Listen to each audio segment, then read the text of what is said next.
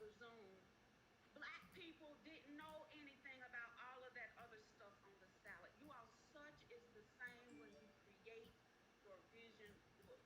You've got to go beyond what you know. You've got to go beyond what you have experienced. You've got to step outside of what is the norm if you want to create something more, something different, something better for your life. So as you create your vision books, yes, articulate and identify what you want, but just like Dr. Bailey taught us way back then, make sure you're looking beyond what is your normal experience if you really want to create a life that is above and beyond what you ask and think. The second thing that I remember her emphasizing is to believe that once you create it, you don't have to be the one who makes it come to pass. You don't have to be the one who pays for it.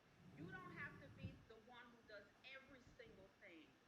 So I remember she was speaking and she was talking about, so back in the day, you all, a two-seater was known as a coupe.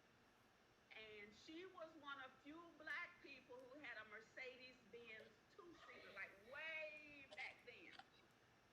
But here's what was. She wanted the car, she spoke it into existence, but then she didn't want a car payment. So she was somewhere speaking and she was talking about it, and along came an NFL player and said, I'm going to pay this car off for you. Listen, you all, as you create your vision books, know that every single thing on the in that book, you don't have to make it come to pass. You don't have to pay for it. You don't have to write every sentence. You don't have to dot every I. You don't have to cross every T. You don't have to be the one planting the seed, cultivating the land, watering it, making sure the fruit is on the tree, and getting the fruit off of the tree. What you have to be crystal clear of is that when you're manifesting, when you're creating a mindset to develop a vision book so that everything in it will indeed come to pass, you have to, yes, put it on the paper. Yes, look at it and revisit it multiple times every single day. But what you also have to be ready and willing to do is to step back and let somebody else fund it if it's necessary. Step back and let somebody else do some of the work if it's necessary. Create a whole new mindset that you don't have to do everything. The third thing that I'll give to you that I know she practiced then, I know she still practices it now, even though I haven't spoken to her in years. Once she had developed a vision, once she had cast a vision, I'm telling you, not only was she speaking over it every single day when she got the opportunity, she had teams of people in private rooms praying. She had teams of people all over the world who were speaking life into it. You all, once you create your vision book, you have to have the mindset that you don't just get it and put it on the shelf. You've got to keep looking at it and keep speaking into it for yourself, but you've also got to connect with like-minded people with whom you share the same energy, the same vibration, the same belief, who's going to help you speak it into existence as well. So as you create your vision books, as you put on paper that which you desire to see made manifest in your life for 2020, remember what this great woman who is about to come to you and give you the balance of the time taught me 2 decades ago. And that's one, think beyond what you want by exposing your mind and other areas of your existence to more than what you know. Two, be willing for other people to help you bring it to pass. And three, speak over it for yourself and have others people speak over it with you. Love y'all. Wow, can't we say amen to that? Thank you, Mercer. You are so awesome. I love it, and everybody love it when you come and bring us vision on mindset, on manifestation. Because personally in my life, like I told you, by working with Mercer in the last 2 months, and she challenged me a week ago and to do some things on manifestation because I'm in her program. And let me tell you, my testimony is working with her that I manifested $12,000. Do you hear what I'm saying? Working with her.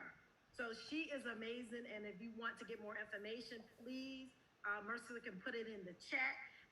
And then you can get information from her because she is amazing and she is doing some great things, not only with me, but other people that are here on this line. So let me tell you, I don't want to stand in the way of talking about me. Now I want to bring to you what we are here for. And the thing that we're here for is learning vision on charity. Because like I said to you all, we always do success. We always do, want that money, our company, our business, our job. But no one never talks about charity. And so before I bring her up, I wanted to give my dear friend, Paulette Walker, the floor to introduce her best friend, Patricia Bailey. So take it over, Paulette. Thank you, Tammy. Thank you. It's truly an honor to introduce to you and to present to others my friend, my sister forever, her mother and her sisters. All of us are like family. I met Dr. Patricia Bailey when I was 4 years old in the Lord, over 36 years ago. Amen. Amen. And I'm going to read from her ministry bio, but I'm going to tell you some personal things as well. I won't take long. Dr. Patricia Bailey is a lecturer, an author, and I added this, a prophet to the nations. And she is a teacher and a founder of Master's Touch Ministries Global. Her ministry has produced a tremendous impact for more than 40 years in over 145 countries around the world, bringing deliverance and healing and salvation to countless thousands. Now, on a personal note, Dr. Patricia Bailey, when I came in contact with her, I joined the ministry that she was attending at that time, when I came in contact with her, I didn't know anything. I was just learning things. And she took me, her and her family, under their wings and began to stretch my faith and began to show me things that didn't think I could do. And she would say, Paulette, your vision of God is too small. God is a big God, and you have to see him as a big God. And as I began to walk with her and travel with her to all over this US of A, I've traveled with her to other countries. I've traveled with her and experienced things I would have never experienced before. In my preaching, she's pulled things out of me, put me over in other countries preaching the gospel with an interpreter, something I thought I would never, ever be able to do again. She impacted my life tremendously. And she began to stretch my faith and put me on stages and platforms. And she was the first one that I knew that would take me to women's conferences. They were not doing them here. We was going to Washington and different states and different places, going to women's conferences. And she was the first one that took me to an all-white church where she was doing a women's conference. We the only few spots up in there doing women's conferences up in churches that I never thought I'd be able to walk up in and then be comfortable because they were our sisters. But she gave me platforms that helped me to go into other platforms and to be able to stand in an all-white church and preach myself. So Dr. Patricia Bailey, I love you, and you know I do, girl. Oh, yeah. You know I do. I love you. I love you. I love you. She will always be in the portfolio of my life upon the experiences because she's taught me some stuff. Do you hear me?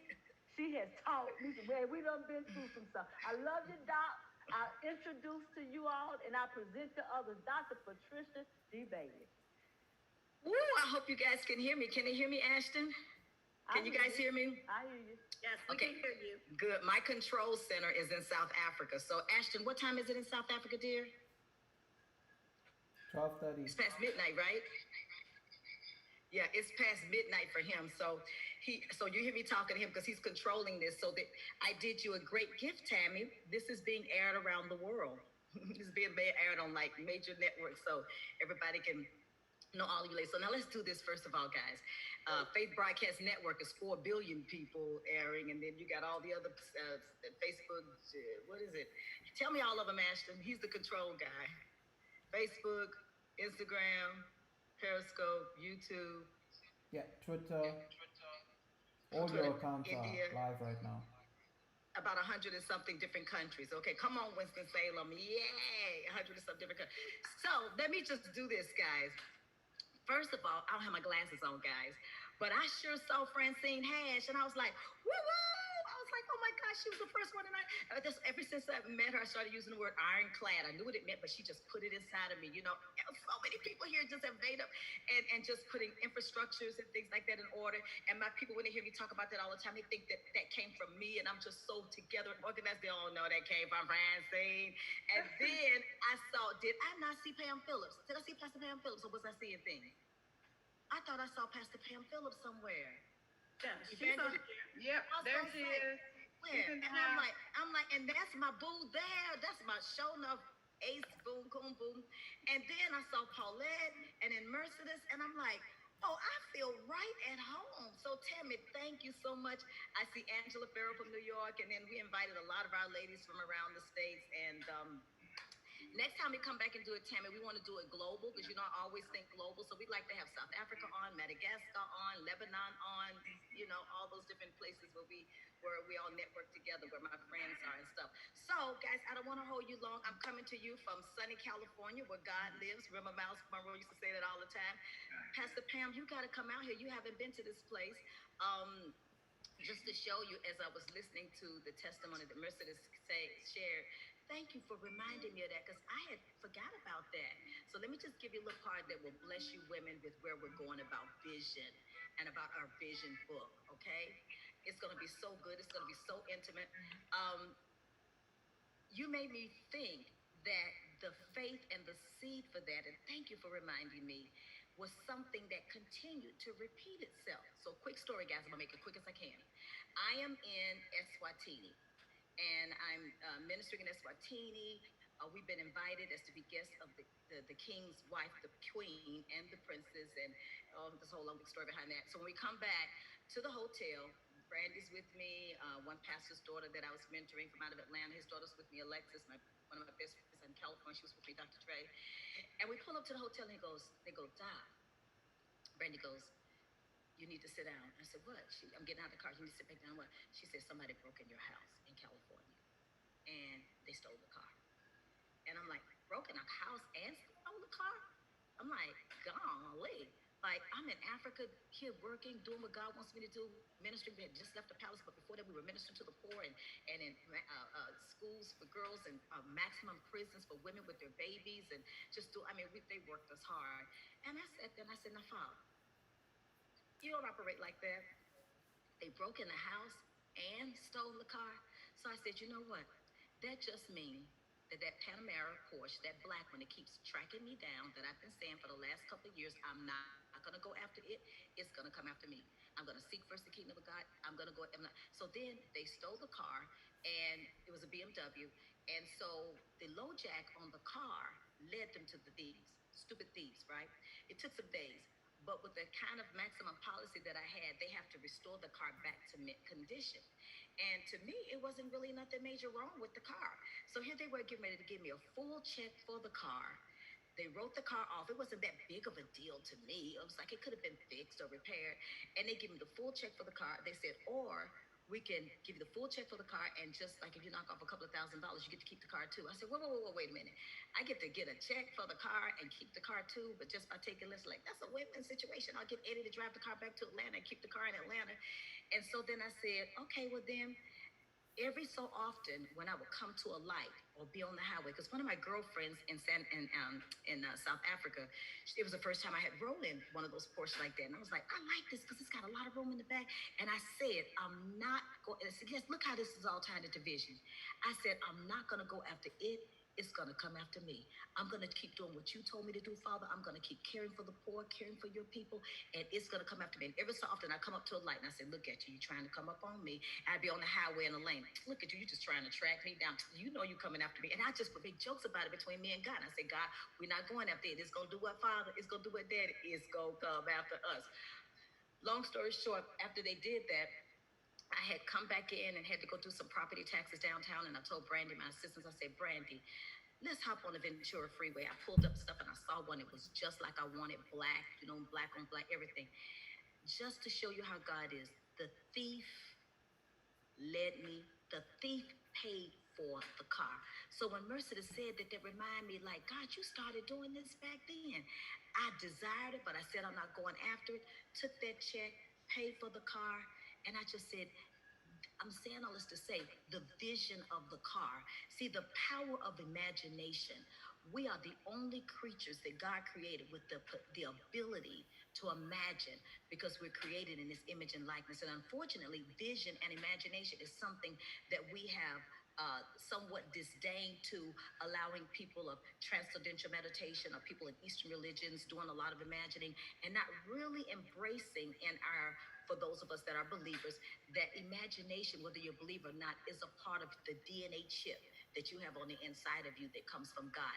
And I might have started out talking about a car only because Mercedes brought that up, but it bears repeating with even with the book. I didn't know how to write a book. For those of you that are from Winston-Salem, North Carolina, remember I started out a high school dropout, pregnant with an illegitimate child, living over there in Salem Gardens. Come on with me, somebody. Don't think this little girl gonna ever forget where she came from. Am I right, Paulette? And all I've seen in my life, I was just looking through my phone and I was looking at the presidential award that was granted by President Barack Obama, the highest achievement award, service award that you could receive. And I was looking at that just as going through my phone just yesterday and saying, the only way these things have come to pass, and speaking at the UN and lecturing at the UN and working on UN projects and the chief general overseer of the Red Cross worldwide and just so many different Pastor Wisdom when he leaves the country, leaving the church in your care while he's away for out of the country and all these things. Where did that all come from? Where did it all begin? How did I get here, little girl? Little girl from North Kakalaki. Can I be transparent with y'all without anybody thinking I'm trying to show off? Can I be transparent? Is it all right, Tammy? Yes. Yes. See, I wish I could do this. How can I do this, Ashton, and show them? How can I show y'all? I'm gonna try to see if I can show you. If I was on my phone, I could do it easily. Let me tell a story and then I'm gonna show you, okay? Where I'm sitting right now all came from vision. I had a house. Pam Phillips been there. Paulette's been there. I'm sure, guys. And I got that house when I was working for Dr. Price, $700,000. That was a lot of money back then. We put $250,000 down on it. We believed God in 3 months' time for $250,000, and that was all through vision and imagining. I'm telling you, I would just guess what I would do, guys. I would take a picture of the house. In those days, you didn't have nothing like Redfin. You didn't have nothing like Tammy. You didn't have no Redfin and what's the other one called Zillow. That was not no. You had hard copy pictures of a house, and I walked around with the actual like 11, the 11 by 5, whatever, the A size pictures in a folder of the house. And like everywhere I went to go speak, I was just looking at into the image of that house got down on the inside of me. I'm still talking to you about your book. The vision of that book, the image of that book, the reality, the imagination, it's going to come inside of you and conception will take place. One day it will cease to be a thought and an imagination and an idea, and it gets down inside of you just like a woman that becomes pregnant and you're no longer carrying the vision starts carrying you. So that house, I ended up selling that house. Well, what happened was, as they say, y'all in the hood, what had happened was I wanted to be at a place, and I didn't know any of this pandemic was coming. I just wanted to be at a place. My son's wife, her mother had cancer, stage 4 cancer, and all of the grandparents died.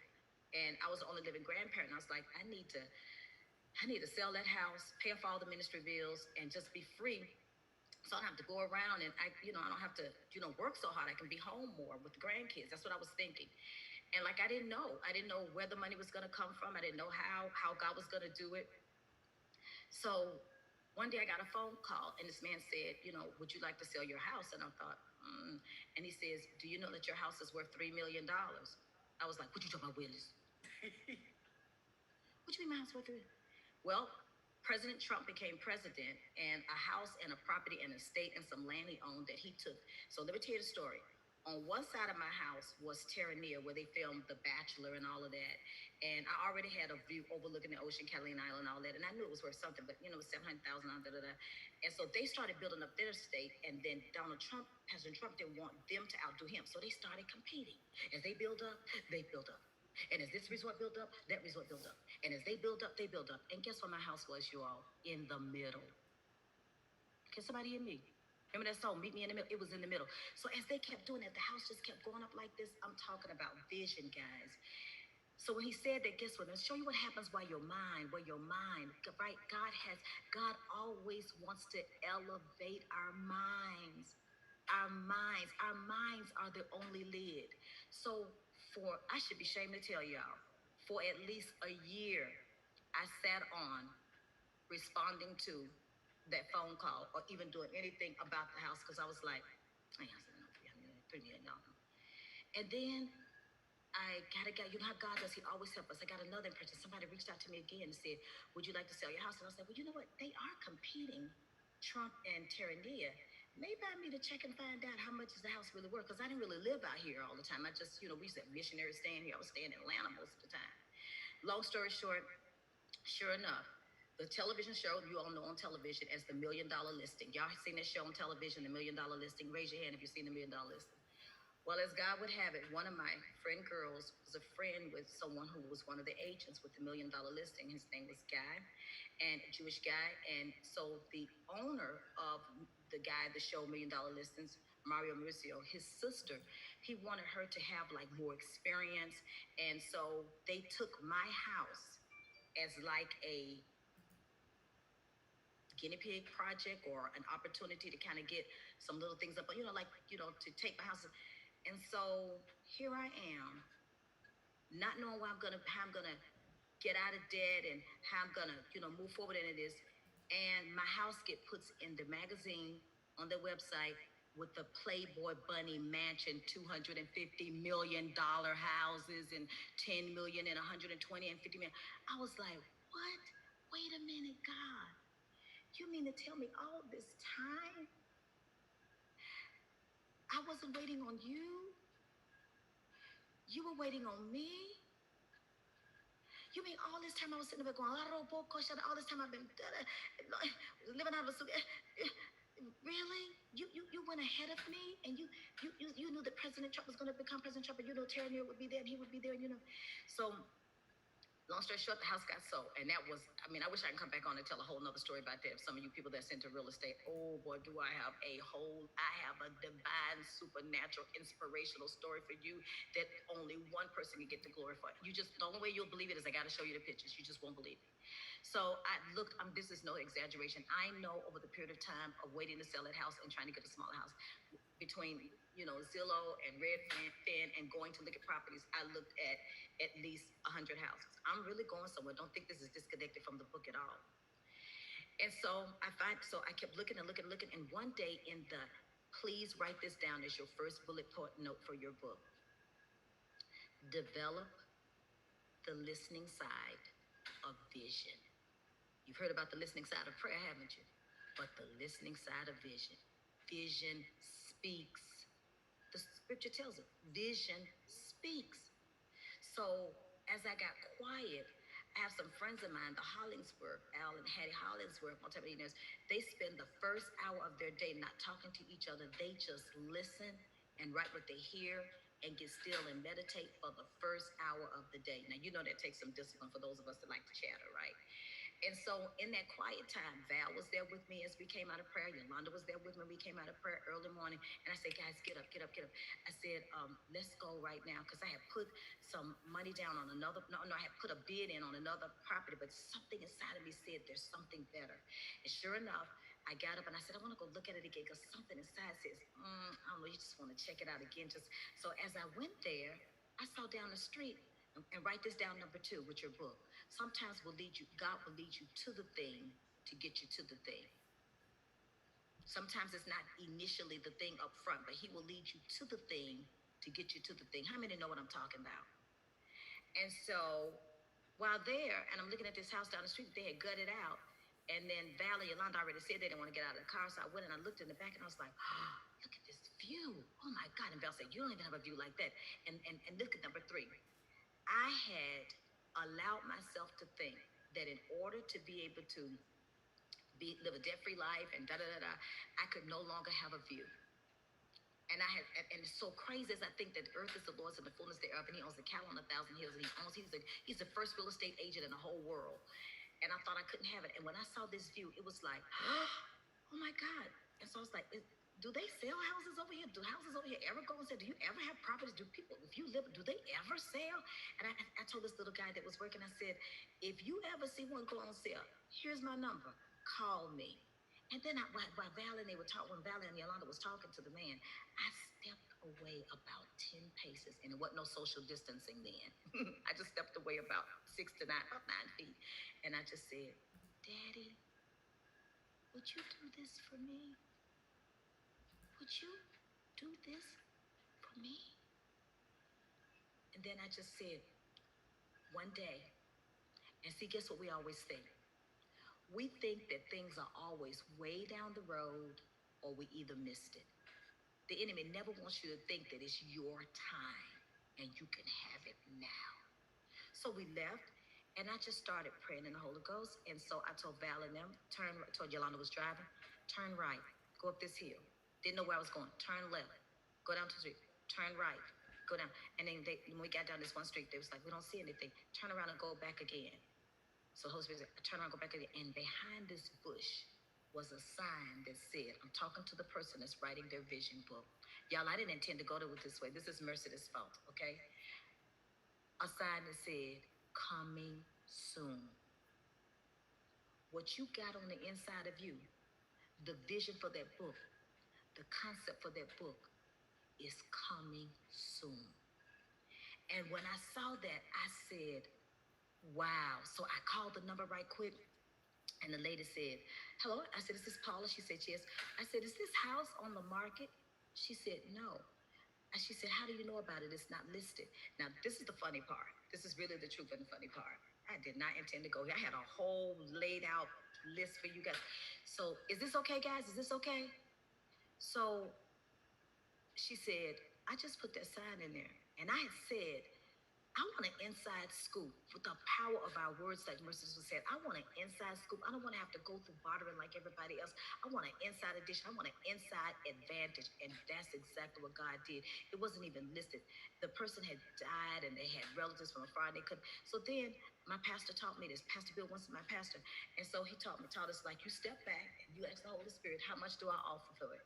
For your book, when you do the table of contents, this is how I always do my books, guys.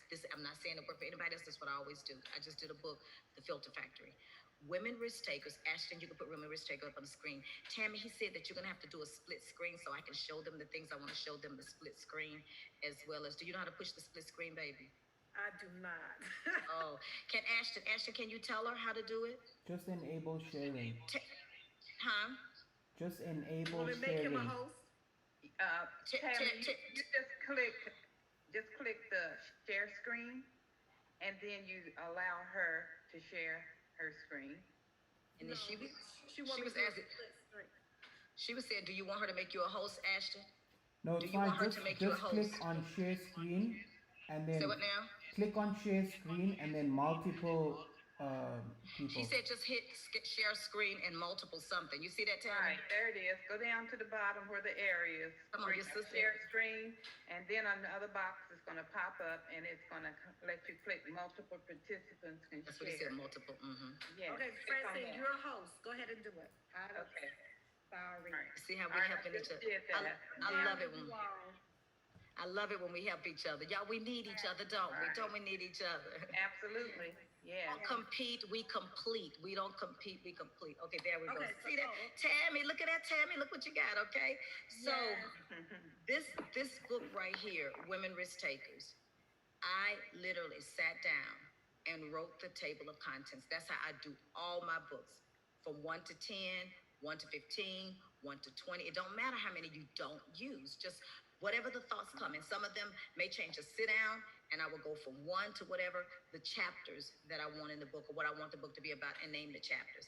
And then I would take one chapter a day and work on that chapter. And then, like, God speaks to me through life a lot. And a lot of things I'll be like life lessons and different things. I was like, oh wow, that's right, that's perfect for they'll plug it in right here.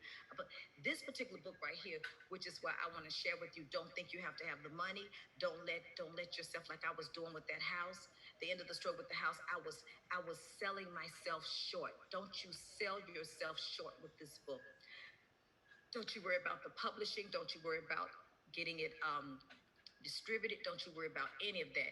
And even back in the days when I had the house, people telling me, you need to sell that house, and and the Lord kept telling me, you just sit on that. And it literally turned out to be not only a cash cow for the ministry, but we were able to pay everything off. The end of that story that connects with this book is I begin to let the vision of what God put inside of me start manifesting.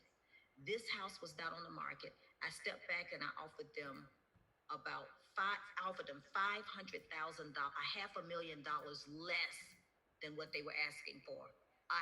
Who does that? And so they came back with another offer. And then I said, Lord, what do I do? He said, tell them your offer remains the same.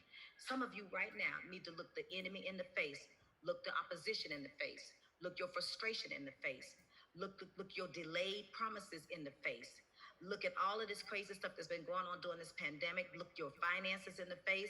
Look the frustration that it has not come to pass. Or even look the insecurity in the face that would try to tell you, I don't know if I can do it and I don't know if the book will be a bestseller.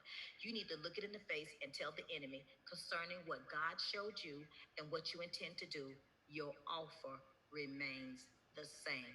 Release that into the spirit as release it into the atmosphere, as Mercedes was telling us. You release words into the atmosphere and they start changing things. Say it out loud in your house. My offer remains the same. Say it again. My offer remains the same. Say it again. My offer remains the same. One more time. My offer remains. What does that mean when you say my offer remains the same, Paulette? What does that mean, Tammy? I'm not backing up. I'm not backing up. I said what I said. I meant what I said. That's my offer. Take it or leave it. God said it. I believe it. That settles it. Say it one more time with me, ladies, so I can just have my sisterhood with you. One more time. 1, 2, 3. My offer remains the same.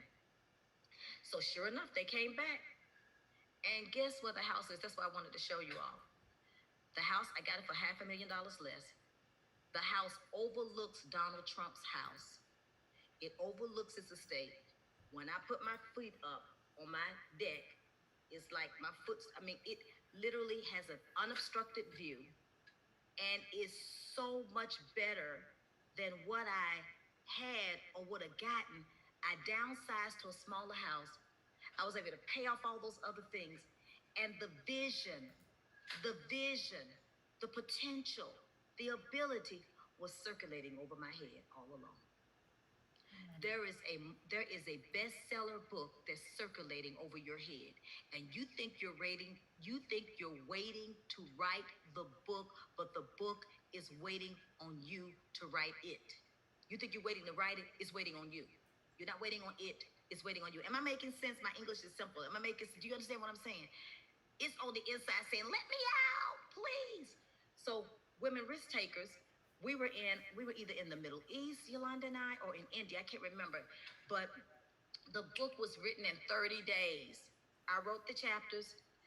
The difference in the time zone in India and the United States is completely, when you guys wake up, we're already going to bed over there. When they wake, so at night I couldn't sleep. So I stayed up and I just chunked the book out with a lot of espresso coffee. But I would write the chapters, and then this is what I learned from. Did I learn that there's two authors that I've learned the most from? One is John Bevere. So write this down. This is author $1,000,000 Secrets. Okay. Now, with John Bevere, he taught me when you're writing, Patricia, and you're introducing a new concept in your book and you want to take people on a journey, don't ever assume they know the full understanding and definition of that concept. Define it, take time and build around it, or you'll keep on writing because you know it and you understand it, and you'll think that you're taking them with you on the journey and you left them back in the first chapter. Is that making sense to somebody?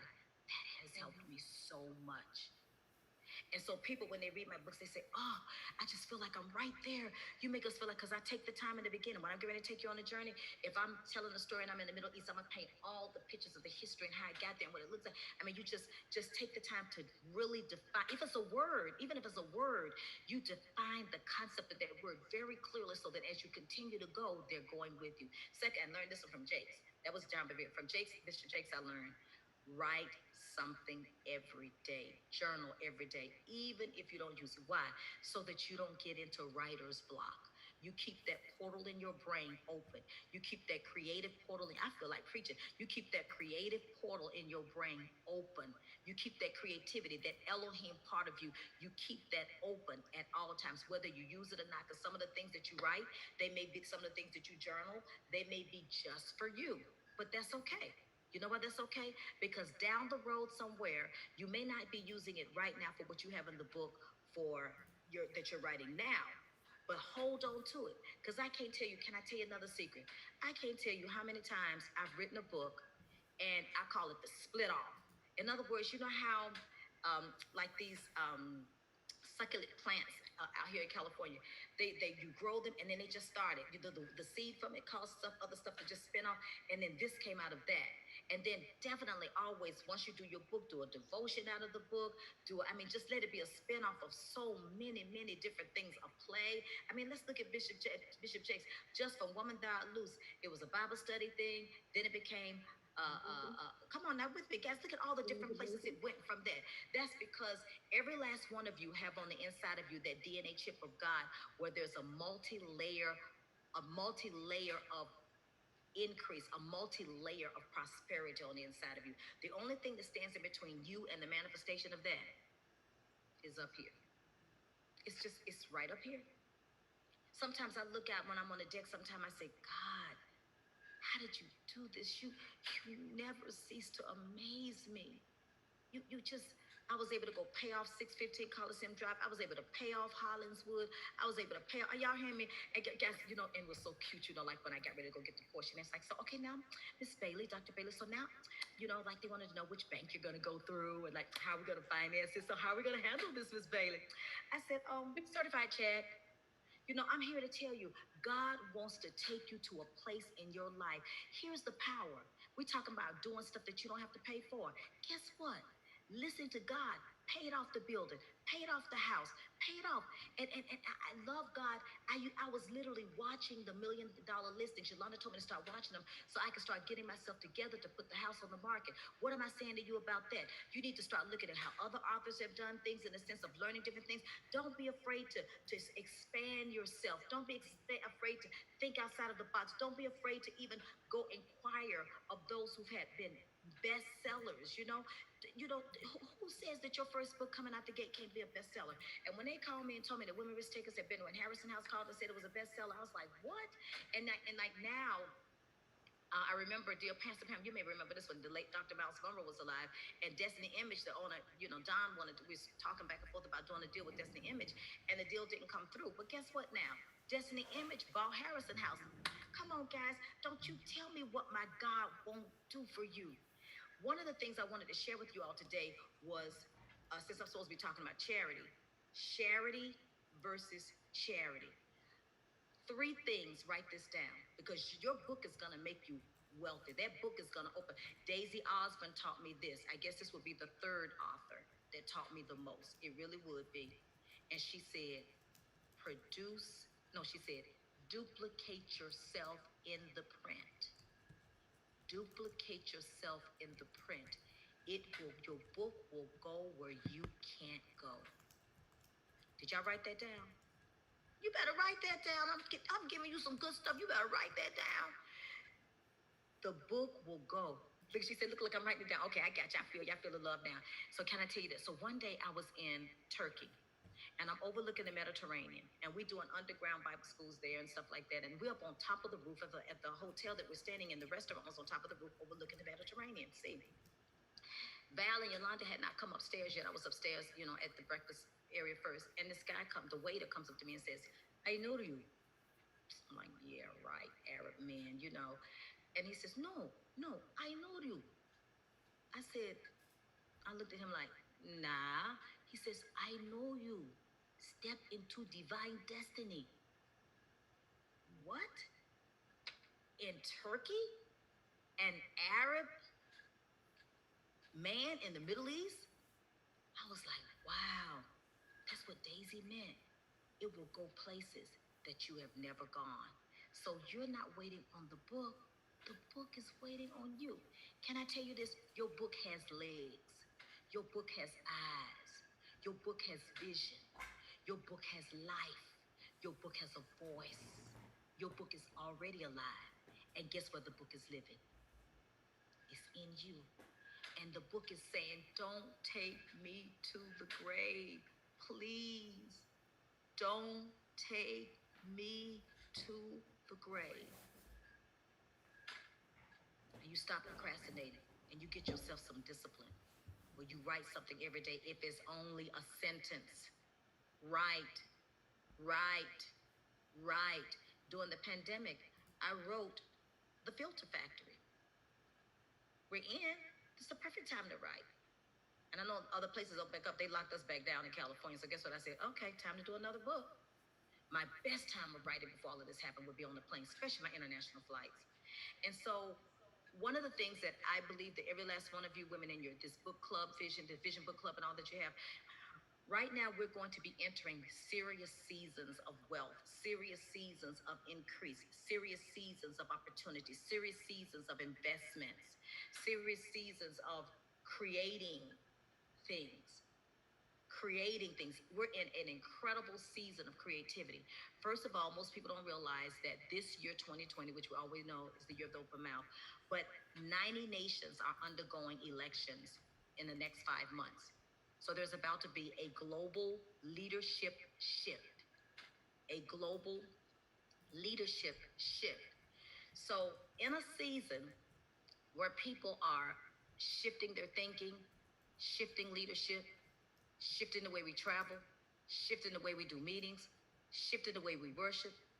Everything is a shift, which means people are open to read books they've never read before, open to search where they've never searched before. Baby, you got a free marketing agent on your side in this season.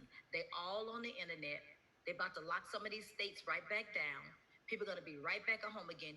Don't miss your prophetic windows. Don't miss your opportunity windows. Write that down. Don't miss your windows by letting lethargy and apathy and laziness and procrastination and being an indisciplined writer. Don't let that make you miss your prophetic window, your opportunity window. Don't let it. Don't let it. Don't let it. Don't let it. Don't let it. Don't let it.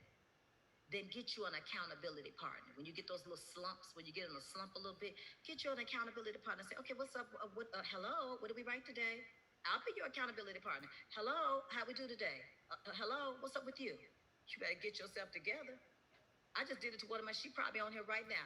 I told her, I said, you got 7 minutes to go somewhere. The words coming out of your mouth is on the wrong lane. You got 7 minutes, get off this phone, get on your knees, go somewhere and get off the lane of those words and that thinking and those thoughts that you're on. And you need to exit. You need to exit that lane and go get on another lane and call me back after you got it together. When you need somebody that when you're getting through that time that's just gonna push you. That's what we're supposed to be. I know there may be some men here too, I don't know, but it's women. We don't compete, we complete each other. We help birth each other's babies. We help push each other forward into the destiny, into what God has for our life. That's what Paulette was saying, was like, Doctor, pushing me out there. And so what I need you to understand is the charity part, it is a universal principle. It doesn't matter what faith you believe. What I'm about to share with you, Cassandra. What I'm about to share with you, Paulette. What I'm about to share with you, Tam. And I would call some more people if I had my glasses on. Girl, these eyes need help. These eyes need help. Well, oh, I see Shirley. Oh, Shirley Clark.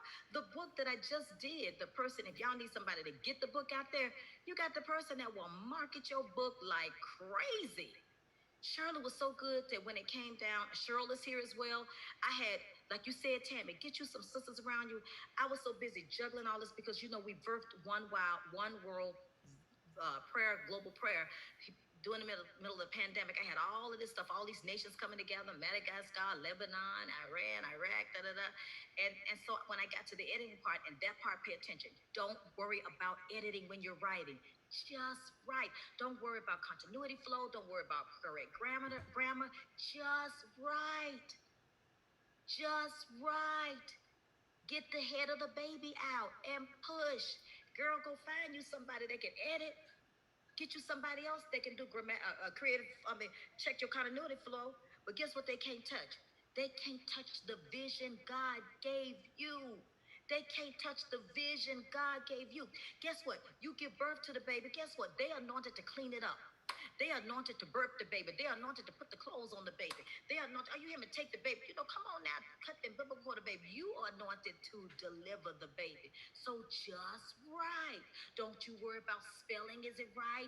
Don't you worry. And that's why you got to have people around you that don't compete, but they complete.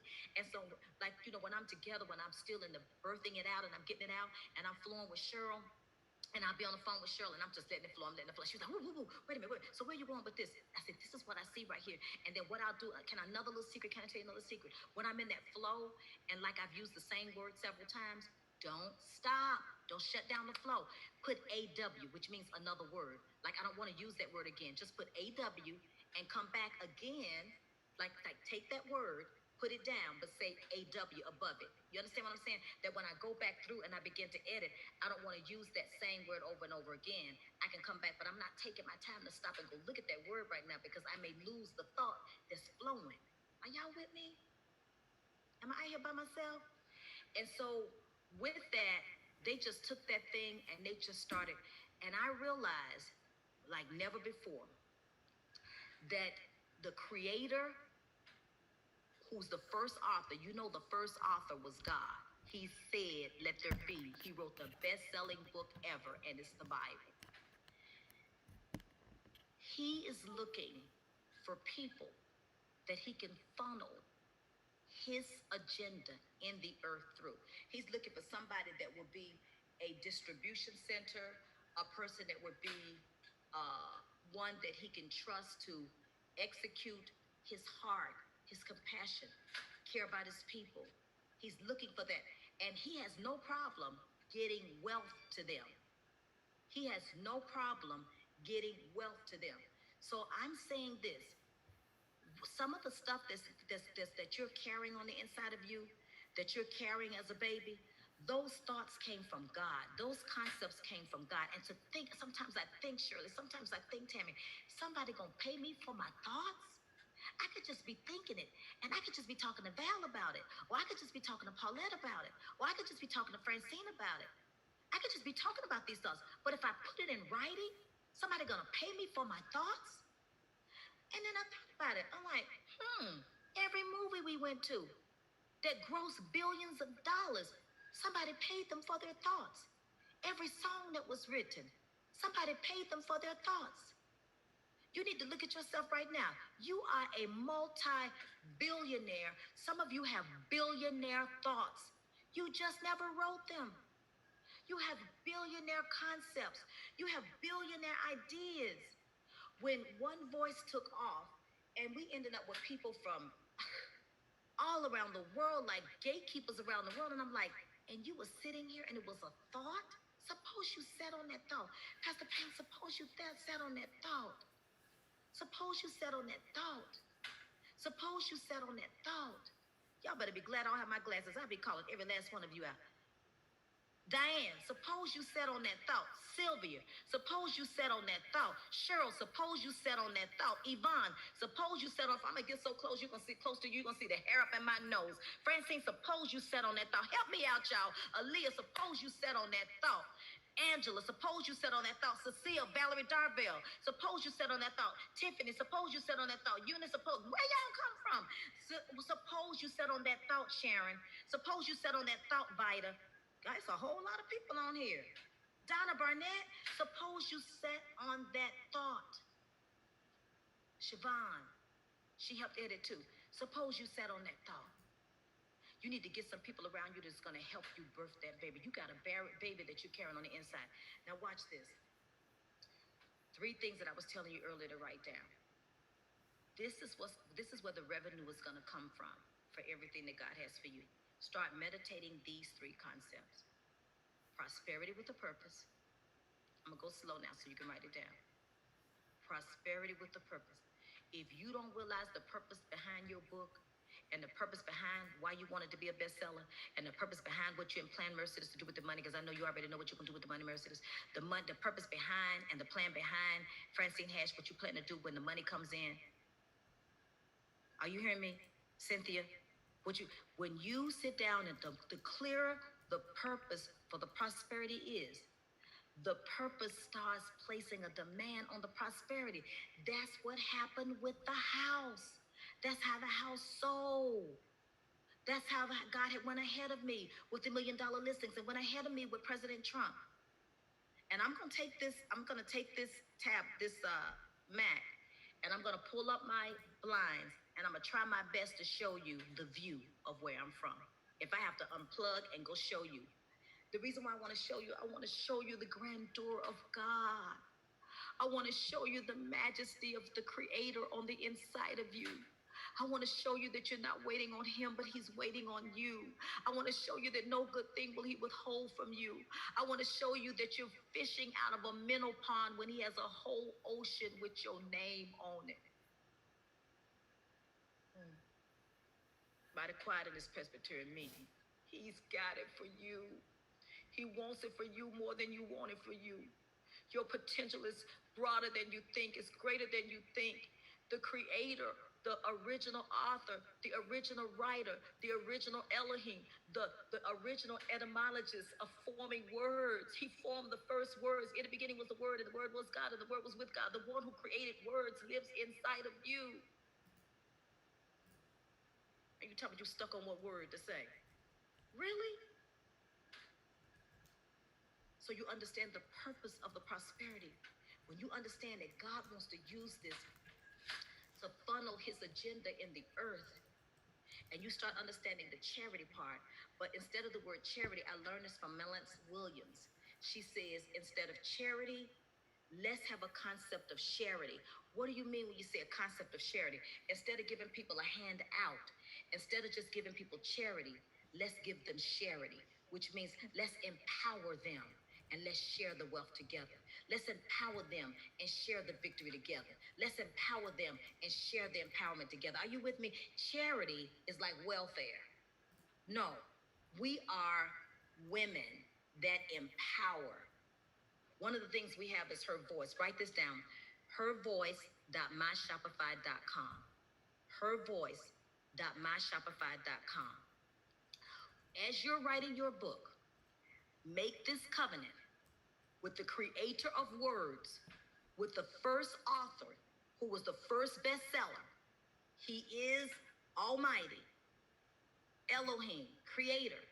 Make a covenant with Him that when you make this a bestseller, and the money that comes behind this, I will not eat all the grapes on the vine.